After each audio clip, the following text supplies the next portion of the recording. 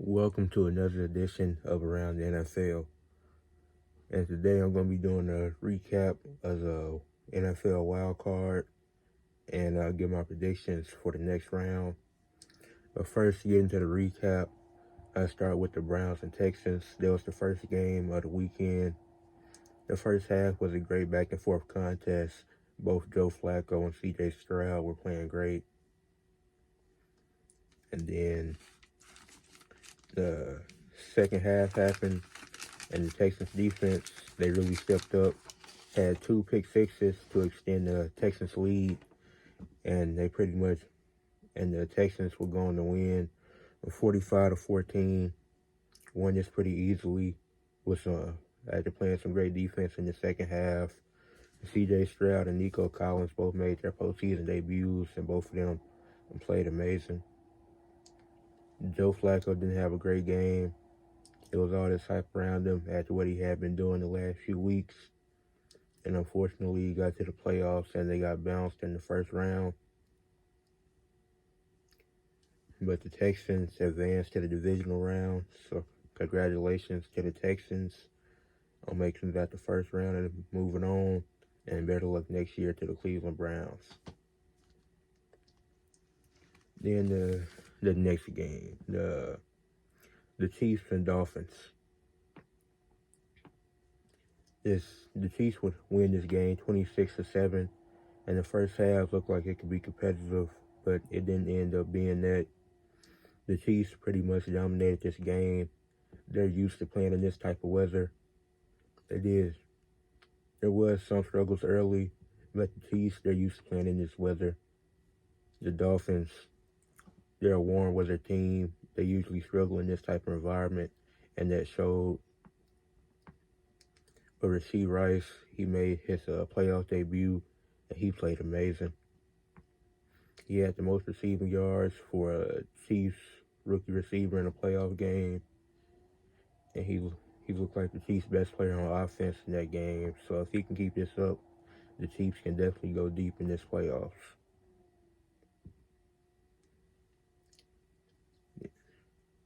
Now, what was one of the most shocking but best game of the weekend, the Cowboys and Packers. Now, it wasn't the best game of the weekend, but it was the most shocking. The Packers won the toss, and they decided to receive, and they would go march down the field to take the lead 7-0, so Dallas would have to play from behind the entire game. And that seemed to work out well, as CeeDee Lamb struggled in the first half.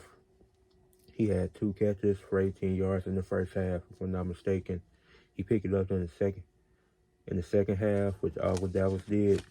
They played a lot better in the second half.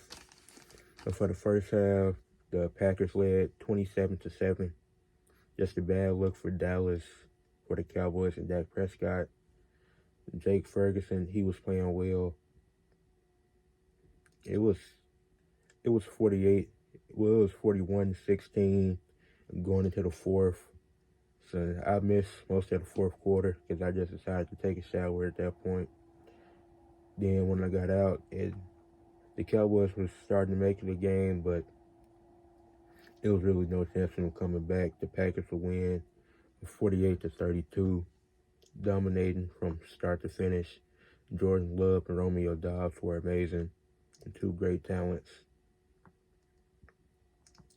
And for the Cowboys, Jake Ferguson, he played great.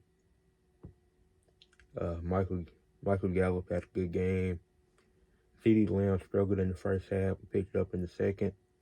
But Kevontae Turpin, the return man, was really the Cowboys' best player in that game against the Packers. So that wasn't the best look. But congratulations to the Packers for moving on with this young core. It'll be interesting to see what they can do next round. And for the Cowboys, they have a lot of questions after this loss. Then we had the Lions and Rams, which was the most competitive game of the weekend. This game looked like it would be a shootout, but it was really back and forth. The The first half was full of offense, and the second half it was a lot more defense being played. The Lions hosted and won a playoff game for the first time in a long time. They won 24-23. The refs were very bad down the stretch of this game, I will say. I don't like to blame the refs in a lot of situations because at the end of the day, they're human. They can't be perfect. But this was a poorly officiated game, and especially during the playoffs, it can't have games officiated like this. But Puka Nacua and Amon-Ra St. Brown, two great young wide receivers, both put on shows and did what they could. Amon-Ra helped the Lions get the win, but Puka Nacua set the record for most receiving yards by a rookie in a playoff game. And he's been breaking records, setting records all year. But congratulations to the Lions, and better luck next year to the Rams. Then we get to the Monday games. First, the Steelers and Bills. The Steelers lost. The Steelers already didn't have T.J. Watt, so that definitely would hurt them going into this game. But the defense played better than I expected with T.J. Watt being out. The Steelers did lose 31-17 to the Bills. Josh Allen, he played a fantastic game. He didn't really make any mistakes. He did his thing, and Josh Allen, he was amazing. Like I said, the Steelers, this was Mason Rudolph's first playoff game. He had 2 touchdowns and an interception. Now, his one interception was a very bad one. It came in the end zone, and that really hurt because the Bills won this game by 2 touchdowns. And if Mason Rudolph doesn't throw the interception, maybe the game is closer or it's tied by the end of it and goes into overtime or comes down to the final drive. But the Steelers made too many mistakes, and the Bills were able to capitalize on it and pick up the win.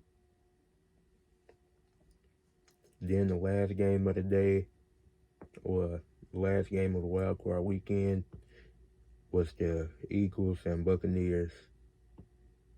And this was a very frustrating game to watch. We didn't have A.J. Brown, and the defense had been bad all year.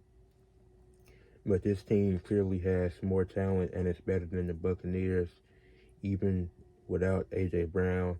I feel like this game should have been much closer than what it was. The final score was 32-9. This offense shouldn't put up 9 points in a playoff game. But this was very frustrating to watch. Like I said, Brian Johnson is a terrible offensive coordinator. He needs to be fired. Whoever the defensive coordinator is needs to be fired as well. Neither one of them are great. It sucks because in the offseason we lost Shane Steichen and Jonathan Gannon, who are both great. And congratulations to them on finding head coaching jobs in the offseason and to see what they were able to do with the teams they were with. Even though Jonathan Gannon and the Cardinals, they didn't do much this season, the wins that they had came against playoff teams, and Shane Steichen just leading the Colts with a backup quarterback, almost making the playoffs. So congratulations to them. But the guys who replaced them with going into this season are terrible. Nick Sirianni, he's not a great coach, and I've been saying this. He's been with us 3 seasons now, and he only had one great season. And that was last year when we had one of the most talented rosters, had the best O-line, had one of the best defenses. And we lost key players in the offseason. The defense was bad this year. We started the season 10-1, finished the season 11-6. And then we lose in the first round against Baker Mayfield, who's one of the most inconsistent quarterbacks in the league. We lose to Baker Mayfield and the Buccaneers. So I don't even know what the stats were for K. Iden, but from when I was watching, he played amazing. He did have I think he had a drop or two early on. He played amazing from what I saw. But this is embarrassing. And Jalen Hurts, a lot of questions about him now. You can say this game he played hurt, but he didn't look great all season, and everybody knows that. So we shouldn't be using the injuries as an excuse, because I understand the last few weeks he had been injured, but he hasn't played great all season. But that's enough for my Eagles rant. Now I get into my predictions for the divisional round. First, we got the Texans and Ravens. The Texans are hot, just beat the Browns 45-14. And the Ravens, they're coming off, they rested some of their starters and had a bye week, and so they might be rusty. But these teams also matched up early in the season, where the Ravens won 25-9, I think. I think the game will be a lot closer this time around, but I think the Ravens will edge this one out and go to the conference championship. I see both Lamar and CJ having great games, but I think Lamar, and I think he's ready to show that he can be elite in the playoffs. And I feel like Zay Flowers, I feel like he'd be another receiver making their playoff debut to step up. So I think Lamar and Zay Flowers will be the reason the Ravens can get the win against the Texans. But I think it's all these divisional games will be close. Next, just the Chiefs and Bills, which is a game I'm most undecided about, because Patrick Mahomes is still the best quarterback in the league. And this is the third time in the playoffs the Bills and Chiefs will see each other. Early in the season, when the Bills and Chiefs played, the Bills won. But in the last two playoffs, the Chiefs won both games, which were in Kansas City. But this time the game is going to be in Buffalo, so the Chiefs, they got to go on the road. And the Chiefs, they haven't been able to trust the Chiefs most of the season, especially with their receiver issues. But Rasheed Rice has stepped up. Travis Kelce had a good game against the Dolphins. And the Bills, they just dominated the Steelers. So both of these teams are hot going into this game. But I think I'm going to take the Bills in this one, because they finally have home field advantage in this matchup. So I think that will play a factor in the Bills winning. Next, we have the 49ers and Packers. This is a really interesting matchup. The 49ers coming off a bye week, so they could be a little rusty. But I feel like they're the most complete team in the NFC. And I feel like they're going to give the Packers problems. Jair Alexander, he has suffered an injury. I'm not sure how bad it is, but if he's out, that could be a problem for the 49ers. And this is just an interesting matchup. And Aaron Jones, Romeo Doubs, Jordan Love, they all just had great games. But I feel the 49ers can, the Packers won't, this game won't be anything like the Cowboys game. I don't think, if the Packers do win the toss, I do see them receiving first again, so they can try and take that lead. But I think this could be either really ugly or for the Packers, or really close. And I see it being really close, and I see the 49ers winning it. I don't see the Packers winning it. The 49ers just have too much talent and experience to lose this game, even with the rest. And Brock Purdy, I'm not a huge fan, but what he did in the playoffs last year, I don't think he was great, but he definitely did enough for them to win games. And I feel like if he does that and can take a step, then they can definitely win this game by 10 points or more. So maybe not as close as people are thinking, but I think they win by 10, but it won't feel like they won by that much of a margin. But I'll take the 49ers for that one. Then the last game, the Lions and Buccaneers. The Buccaneers are hot. They just dominated the Eagles. And the Lions, they just won a home playoff game and get another home game. So this one is also really tough. But the Lions, they played way better defense than what the Eagles did.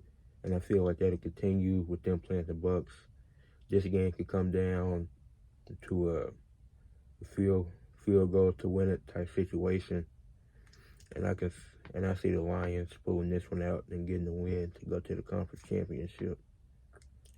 So I think it'll be the Ravens and Bills in the AFC championship and the Lions and 49ers in the NFC championship. But that is it for this edition of Around the NFL. Make sure you leave a like and subscribe.